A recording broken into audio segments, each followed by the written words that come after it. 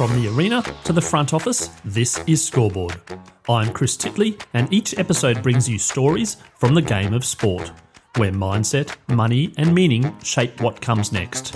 Athletes, coaches, owners, and business leaders unpack the moments that matter, because the Scoreboard isn't just about winning, it's about life beyond the game.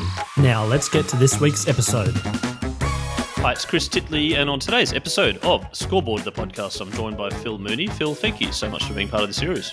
No, pleasure, Chris. And it is an absolutely cracking, glorious May day here in Brizzy. We're on the 7th of May already. How the year has gone by. Phil, what are you up to now? What's going on in the world of Phil Mooney? I'm Director of Rugby at West Rugby Club at Toowong.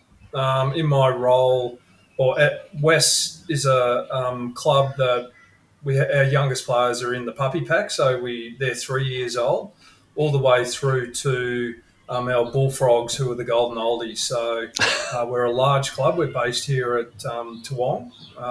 We've been here since 1961. West is a club that I'm connected to. I played my first game of rugby for West when I was 5 years old, and literally came back here 18 months ago. I was fortunate to spend time overseas and at our old school, Brisbane Grammar.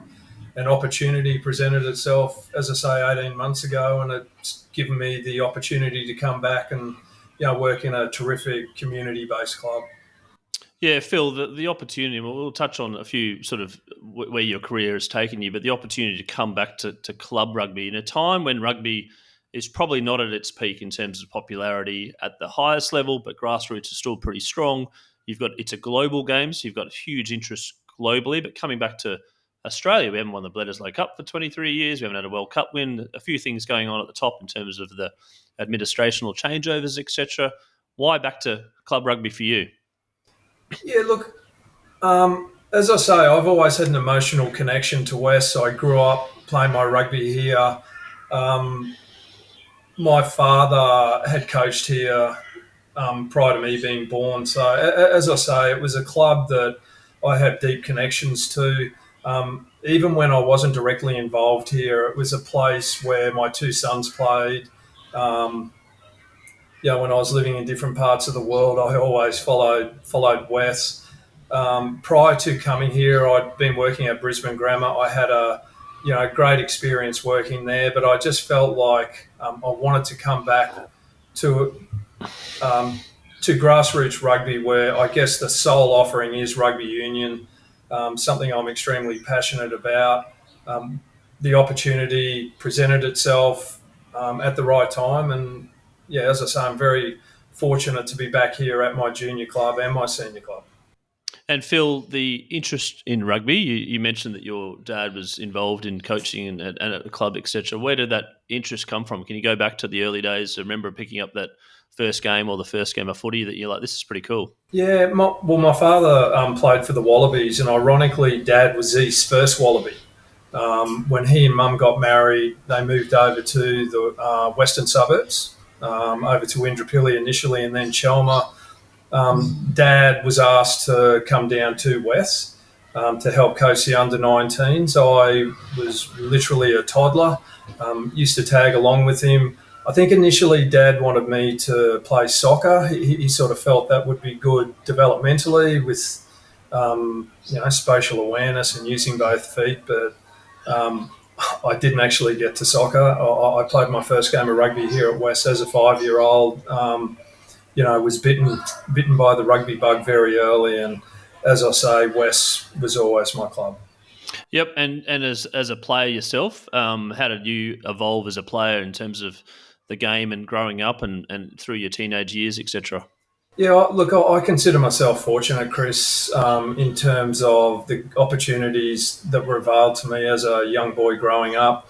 I played in good West teams growing up, and I went to Brisbane Grammar, and I was exposed to, coaches like Alec Evans, Brian Short, Ian Short, etc. So sort of felt like I got a good grounding in rugby through both my club and school experiences. Post-school, I came back to West and played in a Colts team that won a premiership, and within a handful of years, 3 of my teammates were playing international rugby. So Peter Slattery, who captained Queensland to 2 Super 10 titles and was a member of the 91 World Cup team.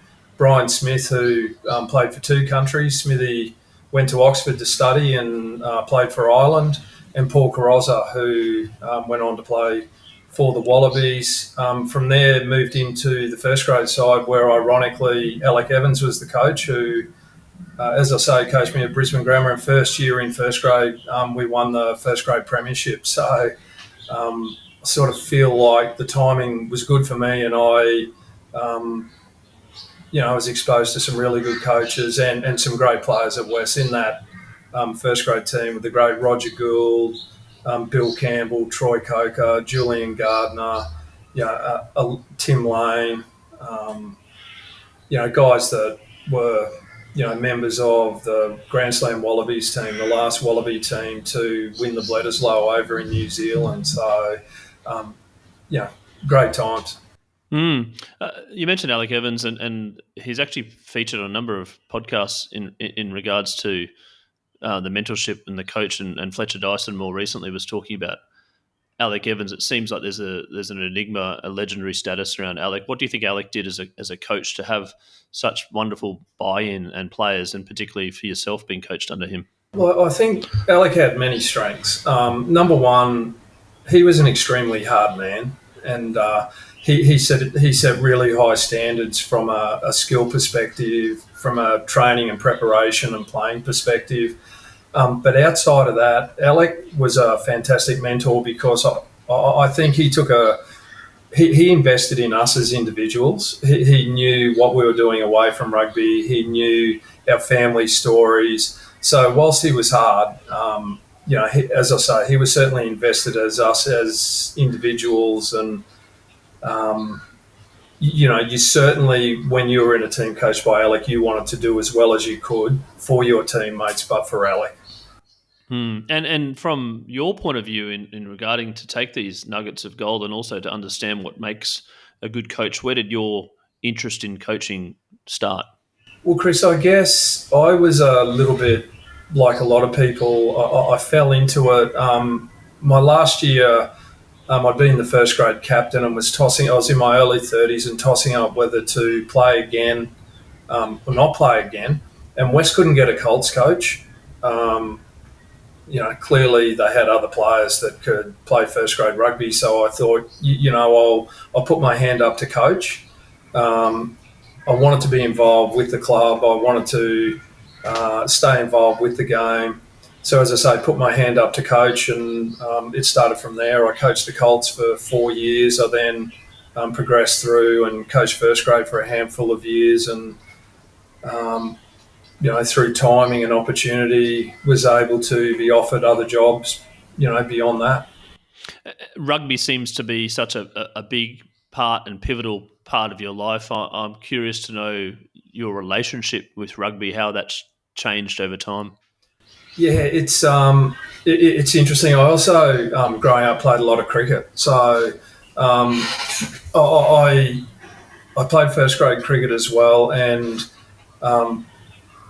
I sort of felt that was really good for me because I had 2 sports to concentrate on, but it gave me 2 friendship groups and two social connections. Ultimately, when I did choose, I came towards rugby because I just loved the camaraderie of rugby. I loved the social connection of rugby, and I feel like I've always had a good relationship with the sport. It hasn't always been as kind to me as I would have hoped, but I've never felt like I've had enough. I need to walk away. Yep. And as a rugby coach, and do you love sitting down and on a Saturday night and watching a rugby game, or is there a point you're like, no, I'm done for the week. I've had enough. I'm going to watch some Netflix. I watch a lot of rugby, Chris. If I'm driving past a ground and I see a kids game, I'll stop and watch it. I'll watch, all of the Super Rugby. I'll watch it. Much to the chagrin, I guess, of my wife, but we've got TV, so. Oh, yes. Phil, you also mentioned cricket growing up, the two team games, but also within that you've got individual elements. You've got things like a wicketkeeper, you're a batter, you're a bowler, you can be a specialist fielder and all this sort of stuff. And rugby, again, you've got a team sport, but you kind of can divide it into forwards and backs and different things like that. I mean, you've navigated towards teams, but also individual aspects. How did you go about refining your individual aspects and then also becoming, playing your role in that team? Yeah, that's an interesting one, Chris, because as you say, they're both team sports, but as you know, having played a lot of cricket, there's a real individual aspect to the game, and I was a batsman, so essentially when you're batting, it's you versus 11 opposition, and that's why it's important when you've got a guy standing 22 yards away, you're working as a team. You can take a little bit of the heat off each other. I guess some of the things that I learned from cricket that transferred into my rugby, cricket's very much a mental game. When you walk out through that gate to bat, everyone is looking at your body language. Everyone is looking at whether they can sense any nerves or whatever. So, I felt that was a great aspect of cricket that I could take across to to my rugby. Also with cricket, if you get out first ball of the day, there's another 5 hours and 58 minutes to go. You have to be a good team member. How can you contribute to your team, even though your day has finished prematurely? And as I say, it's a humbling game, cricket. You can't sit there and sook. You've got to contribute in other ways when your day's done until you get another opportunity.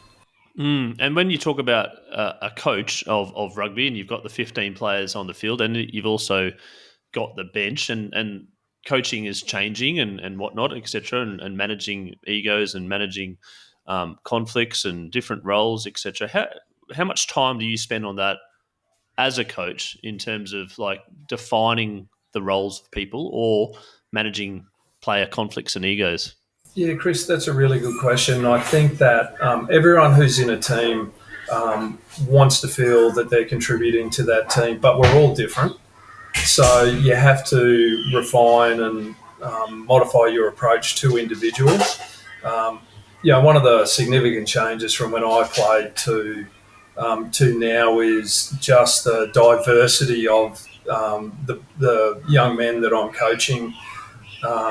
We've got boys from right across the different cultures who, react differently, who all show respect differently. So it's really important that you understand what motivates them and how you can make them feel a part of the bigger team. I think anyone that has been a part of a team, that dynamic, it's easier to talk about it than actually get it all working together. You've got to have a unified goal. You've got to be satisfying individual individual needs.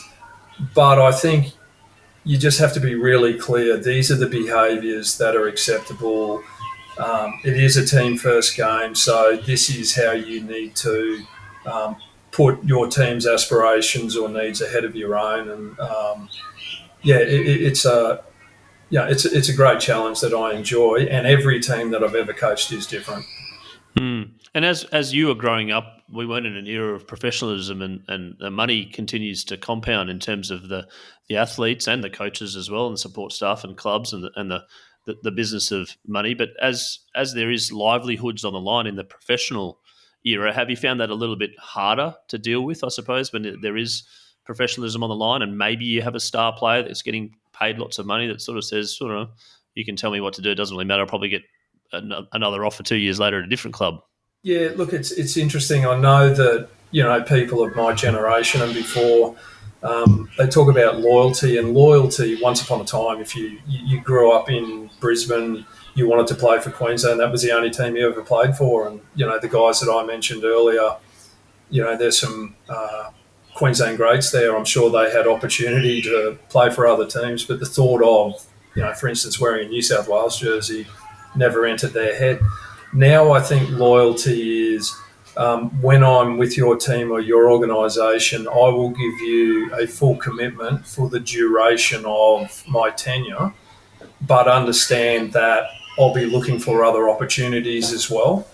And as I say, you, you need to acknowledge that, and you need to understand that. Otherwise, it does become, a battle that you're not going to win. But then looking at an example of all the successful clubs, you've got Melbourne Storm and you've got Penrith Panthers in league, and then more recently the Brisbane Lions. The team that won the premiership last year, they've had 5 or 6 goes. They've had the same coach for 5 or 6 years.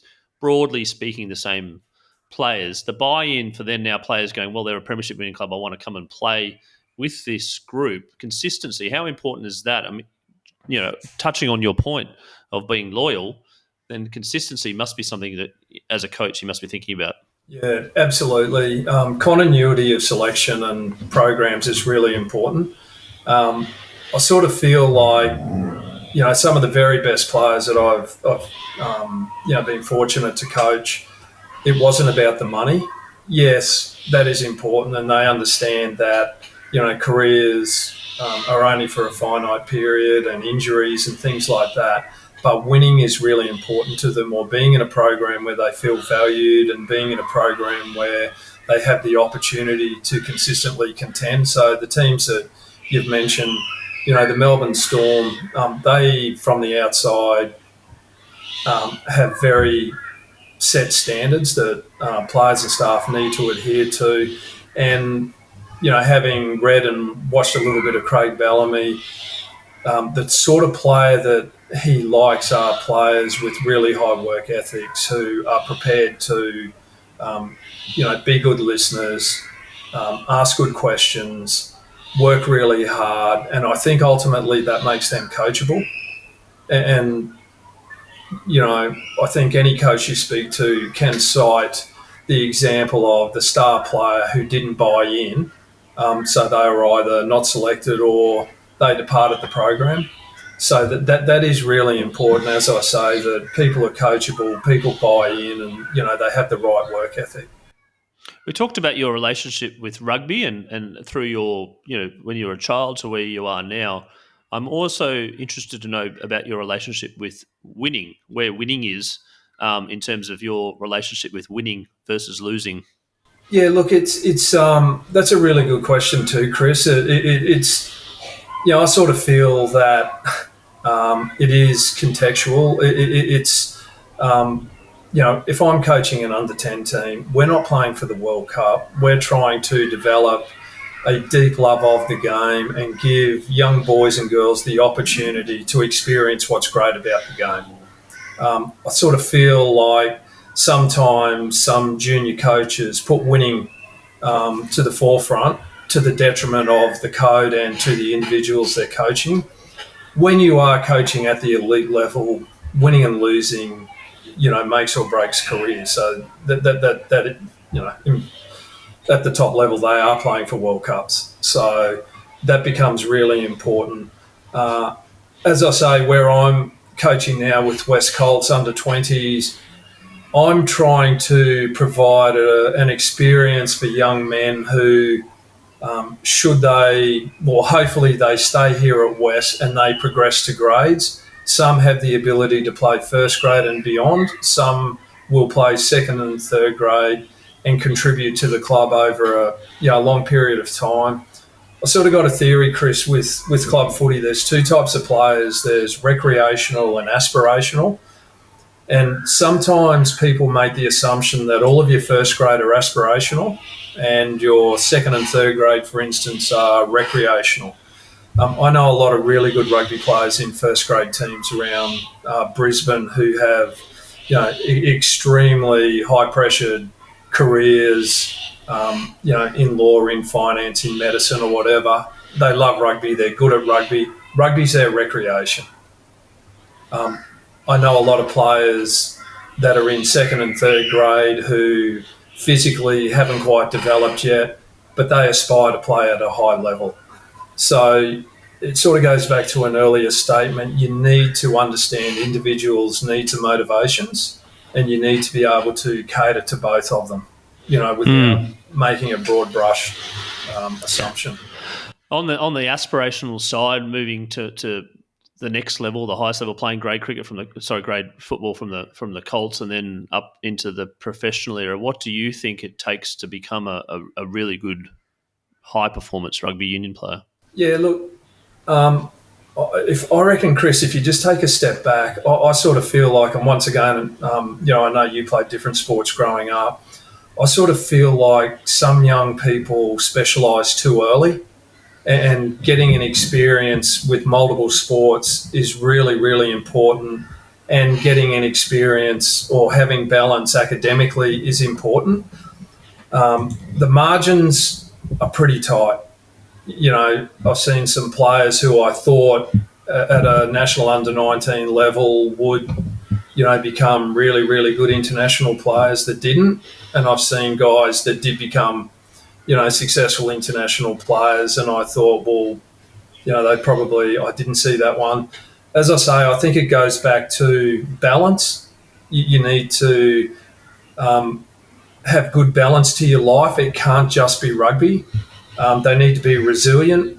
Rugby's a physical game, so overcoming injuries, overcoming non-selection, overcoming a whole host of things, that's important.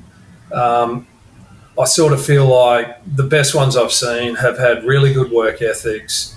And as I say, they've been coachable, they've asked good questions, and they've always had a thirst just to challenge themselves and try and improve on a daily basis. And improvement and enjoyment, I suppose, are two things as well. Obviously, if you improve and you can see the results and you enjoy it, enjoyment and professional sport obviously going hand in hand. And as a coach, some of your moments probably weren't so enjoyable, but did you still the passion was always still there? There was never the throw the towel in moment? No, there were times where it was obviously extremely challenging, and I guess a couple of my professional jobs that I've had, Chris, I had teams that, for want of a better word, I had to rebuild, and there were some really challenging times there, and you have to be supported by people around you who understand that rebuilds aren't quick if you want them to be sustainable. And then I've been fortunate where I've coached professionally with teams that were at the top end and they just need a little bit of refining. Early on in my career, I used to love the challenge of the rebuild. And I guess as a young coach, they were probably the opportunities that were afforded to me at that time.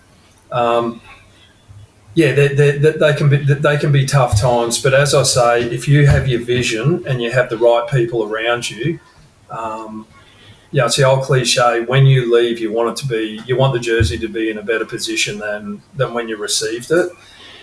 It can't be a quick fix. Even in professional sport, it's not about spending money and buying, players. We can all cite teams where there were world-class players, but they didn't gel. And when they actually left, the program, was worse off. As I say, you need to develop really good programs. And one of my teachers and mentors at Brisbane Grammar was Toot Byron, who you would know through West Cricket. And, for 60 years, Queensland tried to win the Sheffield Shield by buying the best players from around the world. And yeah, Graham Hick and Ian Botham, I think even might have been Viv Richards kind of it, maybe. Alvin Kelly-Turan, Wes Hall, Alan Border, Jeff Thompson, Greg Chappell, all of those guys.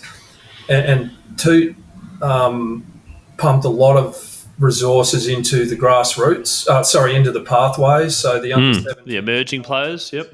And out of those programs came the Jimmy Mars, the Martin Loves, the Stuart Laws, the Matty Haydens, Wade Seckham, Wade Seckhams, the Andy Bickles, etc., etc., etc.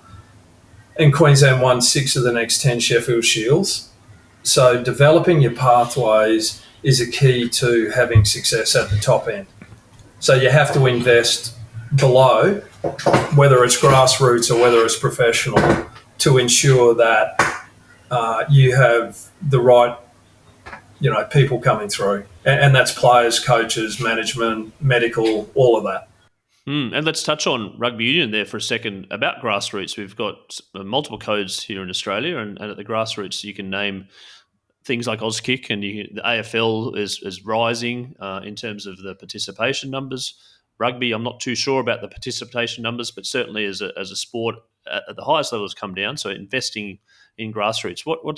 Where's rugby at right now, and where do you see rugby in the next 5 years in Australia? Chris, I think that in general terms, over the last 25 years, we've invested too much money at the top end at the expense of the grassroots. I think if rugby had its time again, it should have been pumping more money, developing those programs, as you said, the other codes have got now. Schoolboy rugby, for instance, there's a real competition between the NRL and the Super Rugby teams to get those athletes. As I say, I sort of feel like there needs to be a greater investment in grassroots, playing, coaching, administration, etc., etc. And once again, start broad and then it filters to the top. Sort of feel like rugby has invested too much at the top level at the expense of the grassroots. Once upon a time, for instance, I know when I first started coaching, Rugby Australia and Queensland Rugby used to give handouts to the Queensland Premier clubs and to the Shoot Shield teams.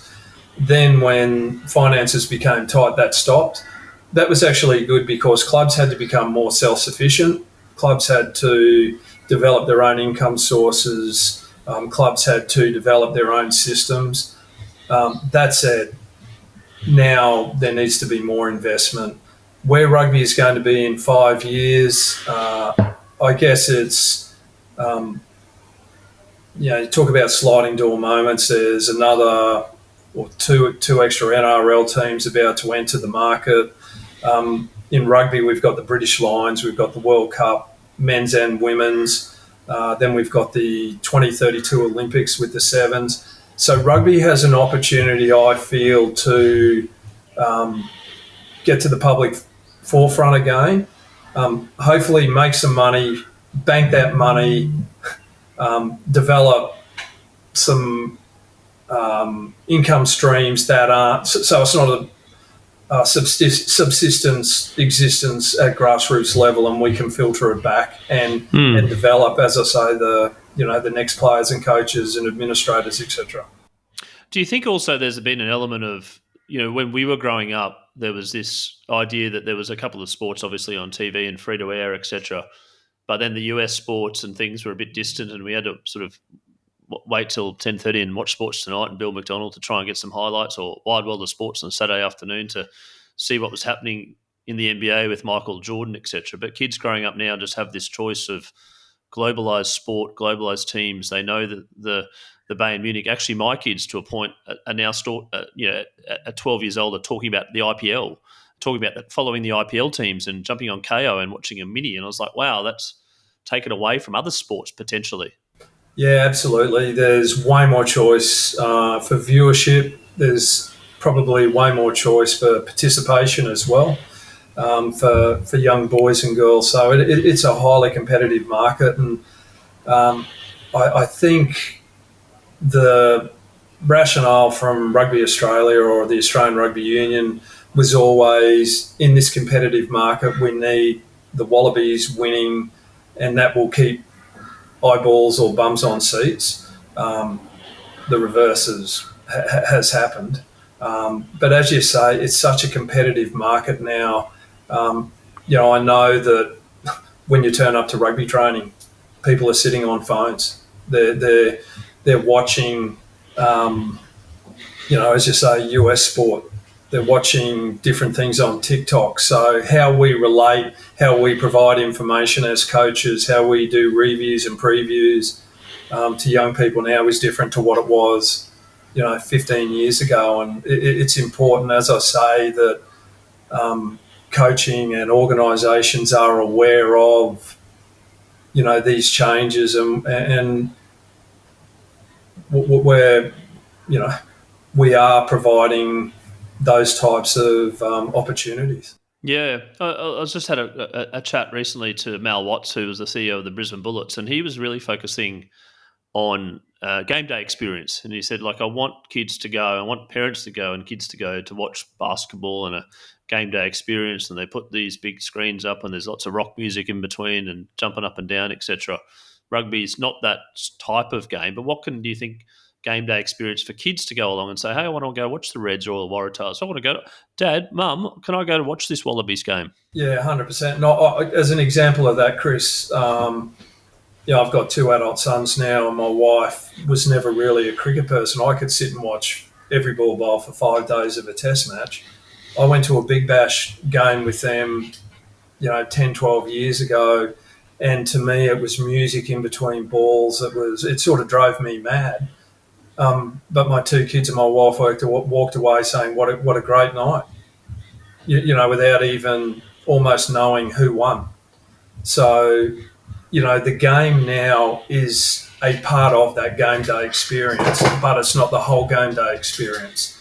And if you've ever been to Europe or New Zealand and watched international rugby, they're great stadiums, they're fantastic atmospheres, but it's the days leading into the actual game and then game day and then post-game which provides such a great experience. And I know as a young boy growing up, afternoon test matches, going to Ballymore for the picnics on the creek bank and the ability to run onto the field after the game when, my parents stayed to have drinks with friends and kick footies and play on the field that the test match had, just taken place on. That they were, they're the memories that sort of help embed a love of the game into me. And I know going to the Gabba, being able to go out onto the field and hit a cricket ball after a day's play was something. So yeah, the sports that can provide a really good game day experience for the spectators ultimately are the sports that will attract people. And basketball, as you said, it's the music, it's the the halftime entertainment, all that sort of stuff. That's really important. And even though the last minute of basketball generally goes for 45 minutes as well, so I suppose they're kind of the entertainment and the intensity levels. And funny you mentioned Ballymore. I was talking to Fletcher Dyson around as a teenage kid. It was always you always want to be the one to get the corner post. Yeah. You run onto the ground and get the corner post and show it to your mates, and then if you put it up to sort of show it to your mates, someone would nick it, and that'd be it. You lose your position. But that's the excitement at the end of the game. And just touching on that, the AFL, the Maccas, they call the Maccas kick to kick after the game of AFL now. You go onto the ground, you kick a footy for 10 minutes and it's just packed. So at the end of the game, maybe as a win, lose or draw, people are, I get to go on the Gabba and kick a goal. Like it's a memorable experience as a child. Phil, speaking of sport, I'm curious to know, you've seen a lot of sport, you've seen a lot of rugby, but your all-time favourite sporting moment? That's a really good question. I wouldn't want to say my one all-time favourite. I don't know, but some of the ones that I think about, I remember John Sieben winning the 200-metre butterfly at the 84 Olympics. He broke the world record and literally came from the back of the field to beat this great German swimmer. And ironically, he was coached by Laurie Lawrence, who was an ex-Wallaby. Which people don't remember, Laurie Lawrence is an ex-Wallaby, right? Yeah, I sort of love that, seeing this Australian, and when they were standing on the blocks, the German was sort of 6'6", and John O'Sieben's, sort of 5'9" or whatever, and he was a state high boy, so he was a, good Brisbane local. I still remember, being at the last day of Queensland's first Sheffield Shield win. That was 94, 95, yep. Yeah, and I remember seeing grown men crying. Their parents had, their dream was to see Queensland win the Sheffield Shield, and being there. I love watching all sport, and the Olympics and some of the great Australian victories at the Olympics, as I said, with John O'Sieben, but some of the recent times, I've sort of been fortunate to have lived in different countries as well. And I was in New Zealand when they won the 2011 World Cup. That was great. Wasn't as an Australian particularly. No, but that was their kind of Sheffield Shield moment, right? The chokers, They had got close on so many occasions, and just to see how the country, how they reacted, that was unbelievable. So, yeah. And Phil, I asked this on multiple podcasts, is the scoreboard moment, which is a moment in your life, which is just something which you remember distinctly and clearly that potentially has altered the path. It's almost like a sliding doors moment that you remember. Yeah, I guess as a coach, I'd been coaching the Queensland Reds. As I say, they hadn't gone particularly well the year before I started my tenure. I'd been 2 years into the rebuild, and I was told that my services were no longer required. At the time, that was quite a devastating blow to me. But then from that, I was offered an opportunity to coach at the Brisbane Broncos, which I did for 3 or 4 months, which opened my eyes to another professional organisation. But from there, was given the opportunity to coach in New Zealand, and from there the opportunity to coach in Japan. So I guess as a coach, that was a moment where it wasn't a particularly happy time for me, but all of these other great opportunities presented as a result of that decision was made. And I guess I've always been someone, as I said, who I like a challenge. I don't sort of feel like I'm defined, even though my life has been sport, that I feel like I'm defined by sport. And I've always had the mindset that, okay, that opportunity wasn't for me or it didn't work, I'm going to take another one. So that was probably a sliding door moment, Chris, where that one closed, but a whole lot of other opportunities opened up. And when I look back now, just great experiences where I was able to take my family to different countries as well, to experience different cultures. So that's probably it.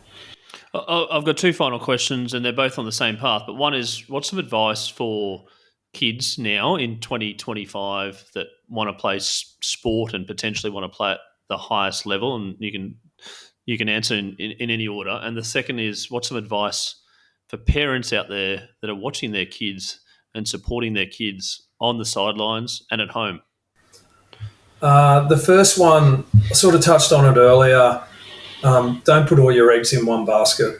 So for young kids who have a deep love of a particular sport, make sure you have make sure there are other aspects or other opportunities that you're taking. Academically, they're really important. Not everyone wants to go to university or whatever, but develop another vocation that can, will provide longer lasting opportunities. I think playing other sports is really important. As I say, don't specialise early. Try all different sports. It doesn't mean, for rugby, for instance, you can't be a professional rugby player at an older age if you have played all these other different sports. Play team sports, do individual sports. They're all great. So as I say, try and be broad early and specialise late. To parents, you have to support your kids. Understand that the conversations you have with your kids are really important. Straight after games, I've seen a lot of well-intentioned parents almost do the debrief to their sons or daughters about what they did well, what they didn't do well. Just understand that young children don't need that pressure. And I know once again, coming from Brisbane Grammar, the greatest rugby player Grammar's produced is Stephen Moore. Stephen captained the Wallabies in a World Cup final. He played 129 tests. He was in the 14 Cs of Brisbane Grammar. He basically, academically, was a high achiever. He played musical instruments. He was in school plays. He played cricket.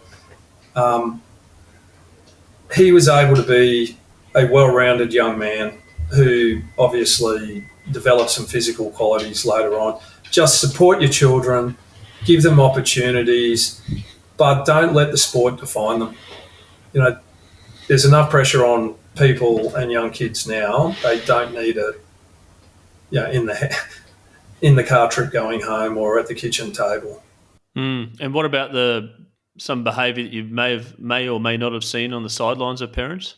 I think the best behaviour is when you watch kids sport, we all want to see our own children do well, but support everyone else's kids as well.